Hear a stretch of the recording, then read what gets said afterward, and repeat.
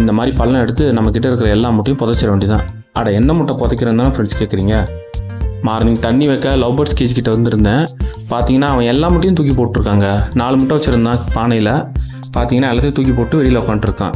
So அவன் தூக்கி போட்டான் அப்படின்னா நமக்கு ஹேட்ச் ஆகிறது ரொம்ப கஷ்டம். ஏன்னா பேர்ட்ஸுக்கு தெரியும் இந்த முட்டை பொரிக்குமா பொரிக்காதான்னு சொல்லிட்டு, அதனால் முன்னாடியே கண்டுபிடிச்சி தூக்கி போட்டாங்க. திருப்பி பானையில் எடுத்து வச்சாலும் வேஸ்ட்டு தான். ஸோ அதனால் நான் எல்லாத்தையுமே எடுத்துட்டேன். நம்ம அகைன் பானைக்குள்ளே வச்சோன்னா திருப்பி அதை தூக்கி தான் போடுவான். அதனால் நம்ம எடுத்து வைக்கிறத அவாய்ட் பண்ணிக்க வேண்டியதான். எதுக்காக இந்த மாதிரி தூக்கி போடுது அப்படின்னா, இந்த மாதிரி வெயில் சீசனில் அவ்வளோவா ஹேட்ச் ஆகாது ஃப்ரெண்ட்ஸ். அதனால தான் டெம்பரேச்சர் செட் ஆகலை அப்படின்னா குஞ்சு பொரிக்கிறது ரொம்ப கஷ்டமாக இருக்கும். நிறைய பேர் சொல்லுவாங்க எங்கள் வீட்டில் குஞ்சு பொரிக்குன்னு சொல்லிட்டு. அங்கே இருக்கிற டெம்பரேச்சர் வேறையாக இருக்கும். டெம்பரேச்சரை பேஸ் பண்ணி தான் ஹேட்ச் ஆகுறதும் ஹேட்ச் ஆகாததும்.